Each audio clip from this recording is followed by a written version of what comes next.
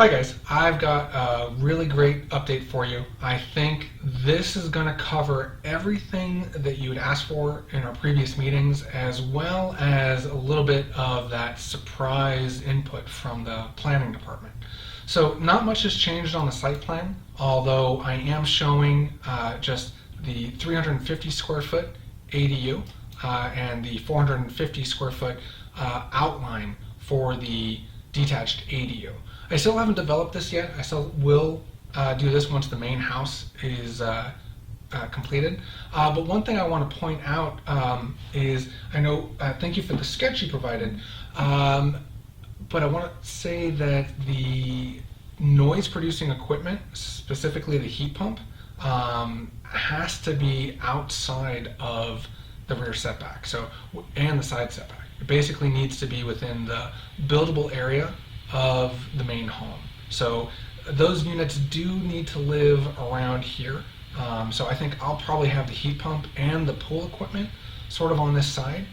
I like the idea of when you're coming down the site, you get to this point and it opens up. I agree that that is a good thing to do, but I think the pool equipment too has to be within the buildable area. We can't have that in the rear setback.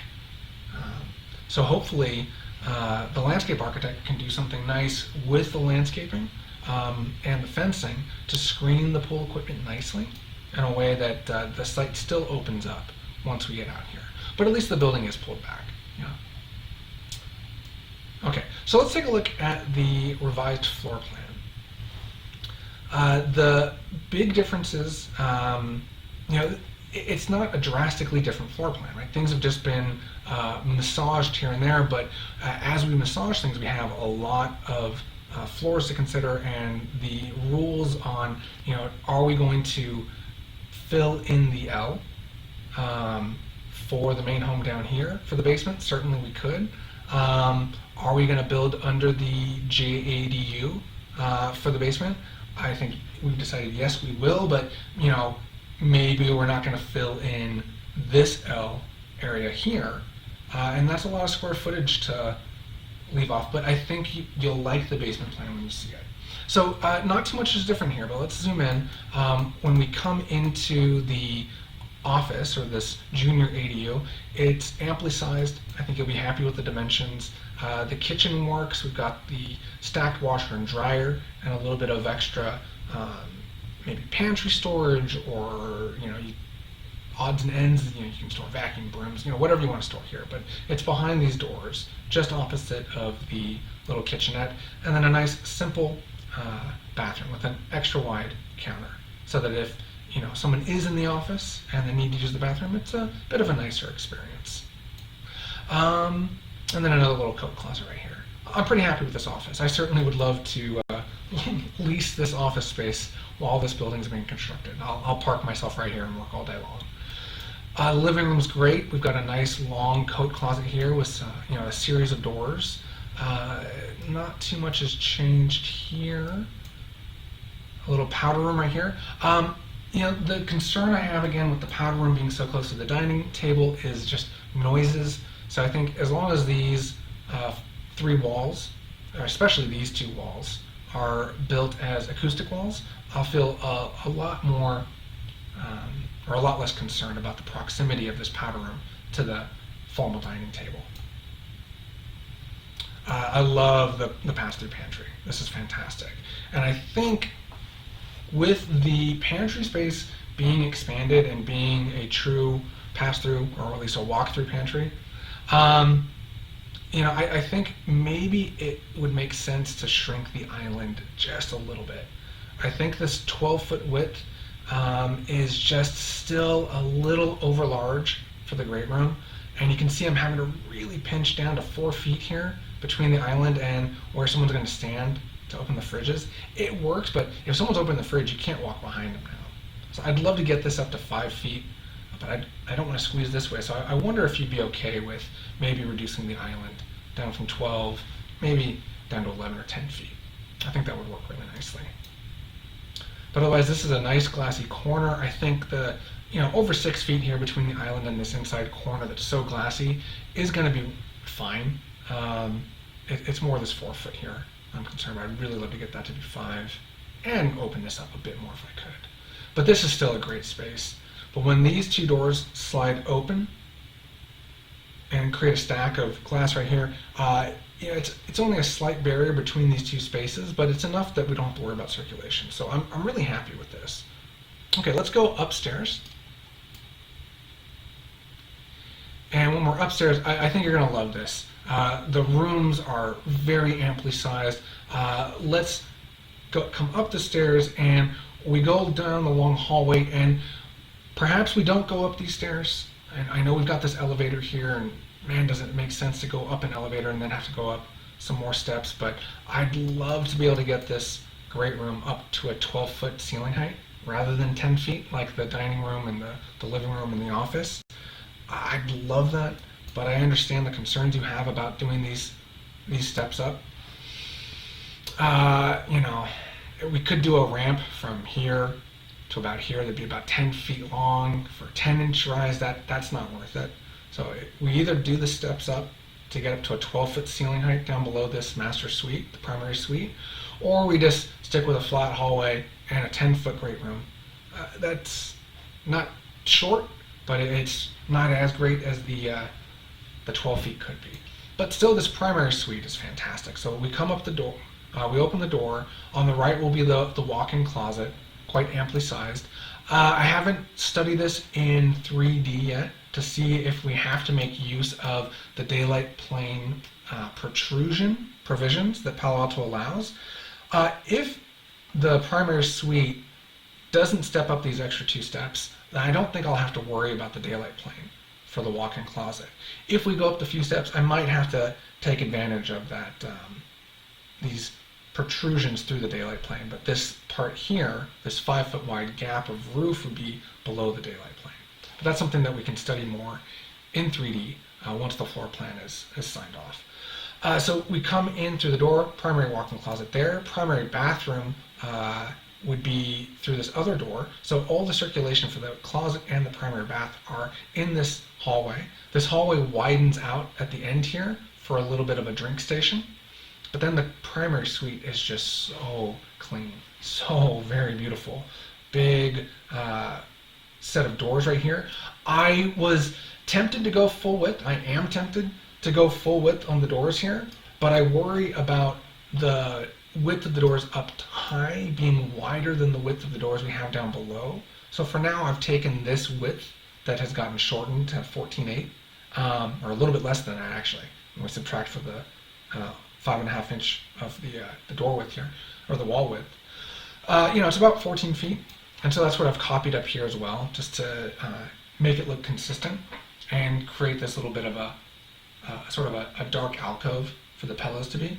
But I could see making it full width, the argument for making it full width and letting it be wider than what's happening downstairs, but I don't know. When you're out in the balcony, you can look through this opening in the roof that's happening right here at the outdoor kitchen. So there's an opening right here. So we're going to get a lot of light coming in through these full width windows, even though it's a covered outdoor kitchen, or at least the appliances are covered. There's an opening here that'll be open for light and air that you can look through when you're up in the balcony. And then the bathroom itself, I think, is pretty great. So we've got a 4-foot wide vanity here, a 4-foot wide vanity here, as well as a lower makeup station, perhaps. This is all up against, and we've got the tub right here opposite of that, and a big window looking down into the vehicle courtyard below. Very large shower here, with a bench here behind the tub area. Water closet works really well. This could all be glassed in, so this will still be very bright. And then plenty of wall space here for a towel bar. And then when you come out of the bathroom, grab a cup of coffee, head up to the balcony, and enjoy your cup of coffee. I love this primary suite. I think it's fantastic. Going down the hallway, going past the wide open stairs, we get to a loft area here. I think you'll be happier with this loft size. And there's a partial wall here. So if we put the desk here, we could look down the stairs perhaps. I made a deviation from your sketch here for these secondary bedrooms. upstairs. I feel quite strongly that the bedroom should be at the corner so that we can take advantage of high windows along this wall and the low windows with sills down to maybe 3 feet right here, also looking into the vehicle courtyard. I think that's really important. If we wind up, if we put the bathroom or the laundry room area here, we force ourselves to only having windows on a side elevation, and we have to do those very sparingly. Our planning is going to have a harder time approving our design. So I think this is the right move here, putting the bedroom at the corner. Stacked washer dryers available through a small door here in the hallway. And then we've got our bathroom here, a shared bathroom for the 2 bedrooms. I think this is nice. I think, it's a fine trade-off to not have the 2 en-suites, to have the larger master suite, but we can always opt back to the design that has these as 2 en-suite bedrooms if we sacrifice a little bit of space from the primary. But again, I understand the desire for this. I think this is a fantastic design. So bedroom 3 does have a bit of a walk-in closet. It's quite narrow, but I do think it works. I wouldn't want to widen the closet at the expense of the bedrooms, but that's perhaps an option. But again, not one that I recommend for a secondary bedroom's secondary closet. All right, let's go back downstairs, down to the main floor, and then come down to the basement. So the basement is probably the most drastically changed of the floor levels, both based on your comments and of course based on the feedback we've gotten from planning. Now, in terms of what we're showing for the basement, I've got the crosshatch area of what we're doing under the JADU. So this bedroom here, which is now the primary suite down in the basement. It's the one with, it's the only ensuite. Due to the changes we made to the living room above and not filling in the L more than that 100 here. So we've got the 100 square feet here, this little white patch. That's what I'm filling in above here. That's right at the 100 square feet limit. We don't have enough to fill in here, and I think that we might be pushing our limit even more by trying to take advantage of overfilling in the L going out to the JADU side. So I'm leaving this area undeveloped, nothing in here.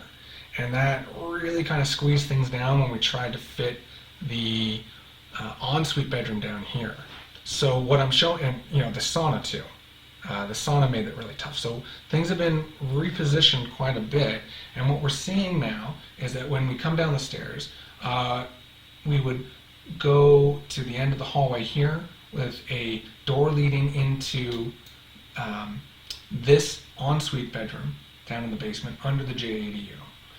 Through here, we'd also have a hidden door. I think this would be a great opportunity for Gary's hidden door that he showed me in the other gym space on Lowell. That would lead into the utility room.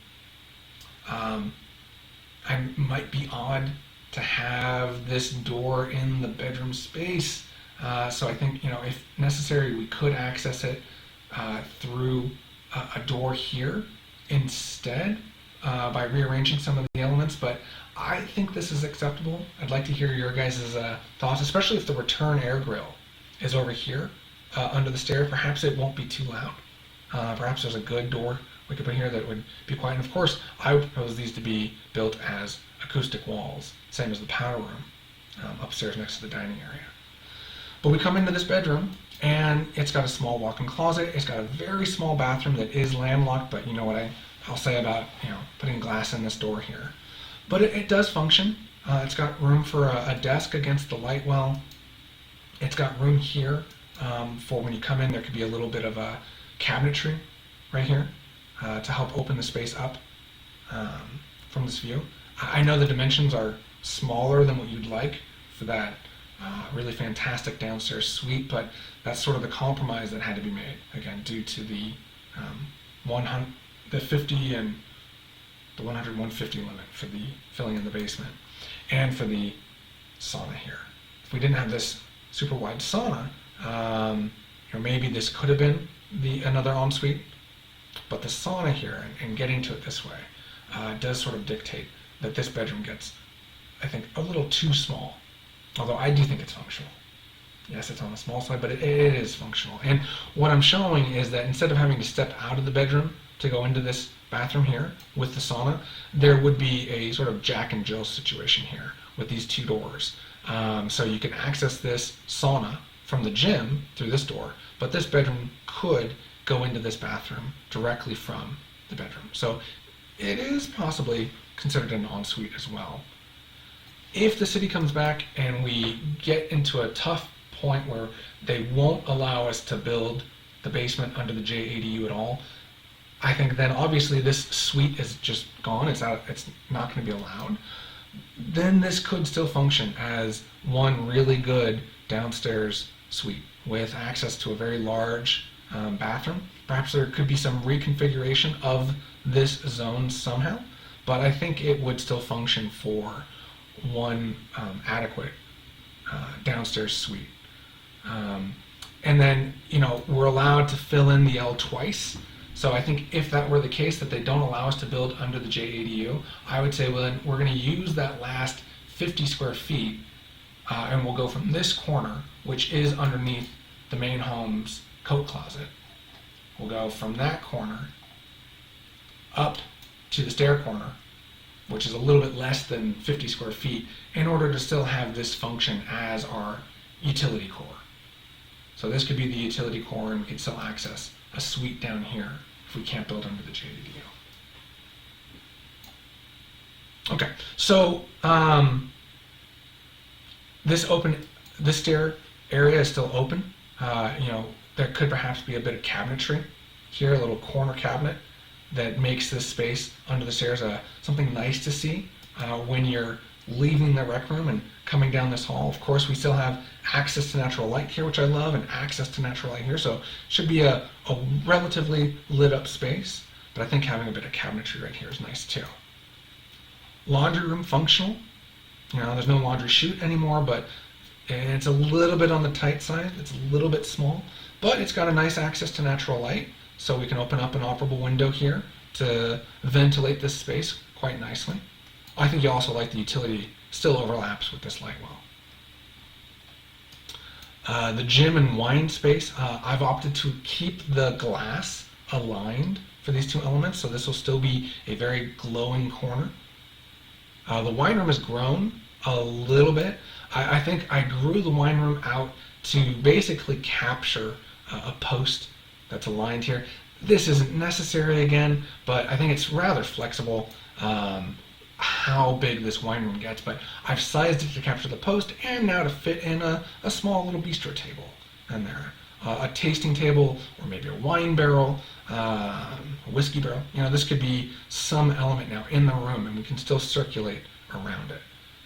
The gym isn't over large by any stretch of the imagination, but it's going to be very bright and can be very open. With this frosted glass barn door being in the open position, it can be a very open space. Directly across from the media room. And then when we get past the corner of the media room, the bar opens up, the rec room seating, pool table, or ping pong table, whatever is going to go right here, dining table, all this feels very open. It's a huge space. It's almost, I think it's over 1,000 square feet, this room. We've got huge access, big access to the below grade patio here, access to the light well and stairs up this way, light coming in through this corner. I'm very, very happy with it. Even the bathroom here has access to natural light through a frosted glass window right here. I'm just so happy with this.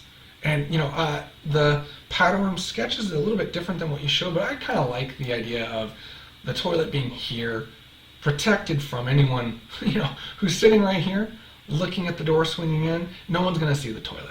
And if someone's using it, they can put a hand up to stop the door from opening. And when the door opens, you get this view of this longer vanity. I love this design. I hope you do too. I think the biggest thing I'm curious about is your feedback on the size of these rooms. I do think it's good enough. Of course, we'd like it to be bigger, but I also understand, wanting just to get in and get things approved quickly. So really looking forward to your feedback.